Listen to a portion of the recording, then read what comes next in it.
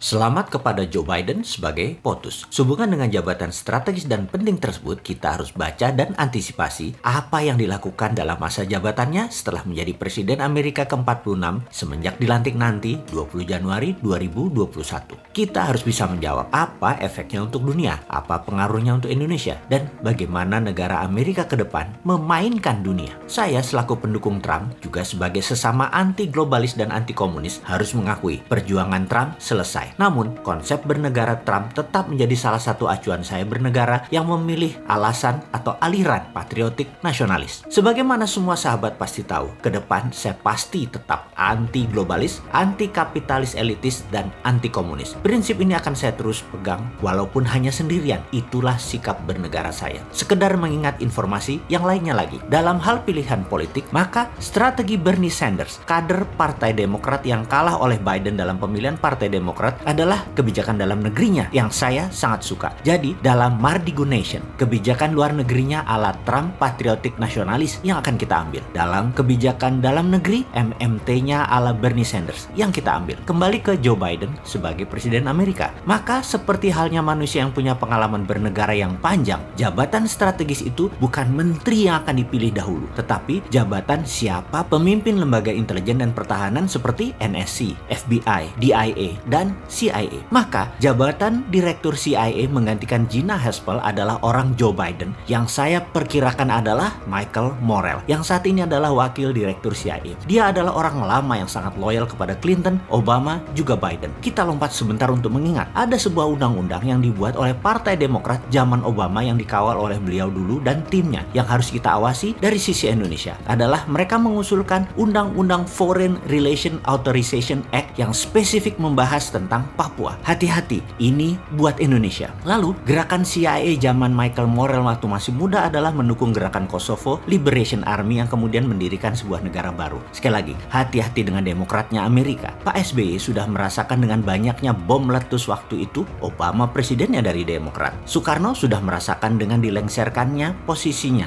yaitu presiden kala itu adalah LBJ, Lyndon B. Johnson dari Partai Demokrat juga. Soeharto sudah merasakan dengan serangan ekonomi hitman di zaman Clinton. Habibie sudah merasakan juga di zaman Clinton juga presiden Amerikanya, yaitu lepasnya Timur Timur. Operasi CIA selalu dimainkan oleh mereka Partai Demokrat. Gerakan insurgensi adalah ciri dari mereka. Kalau Partai Republik perangnya di permukaan, Partai Demokrat warfare-nya pakai CIA operation dan shadow. Saya jadi takut urusan Papua. Itu saja. Kalau sama Trump, saya nggak takut Indonesia bakal belah karena bukan targetnya Trump. Trump musuhnya Tiongkok dalam hal dagang dan ideologi demokrasi Amerika versus komunisme juga dengan Tiongkok. Namun Demokrat beda game plan mereka. Mudah-mudahan data saya ini adalah data lama, bukan data masa depan. Namun sebagai seorang yang menganalisa belasan tahun diajarkannya adalah pakai threat analysis. Maka data lama, kebiasaan lama seseorang selalu dipertimbangkan sebagai bahan pembanding di dalam saya menganalisa threat analysis. Kita buka strategi Madam Secretary Hillary Clinton yang terkenal dengan perkataannya pivot to Asia. Ini akan menjadikan perebutan sumber daya alam ke arah Asia. Front Timur Tengah untuk energi, minyak dan gas bumi, dan Asia Tenggara untuk sumber daya alam mineral seperti baterai dan lain sebagainya. Maka apa yang Tiongkok lakukan di Indonesia akan juga diikuti oleh Amerika. Di mana zaman Trump, ground floor-nya adalah di negara masing-masing. Tiongkok, Amerika dengan perang dagang. Zaman Biden yang diperebutkan adalah sumber daya alam yang ground floor-nya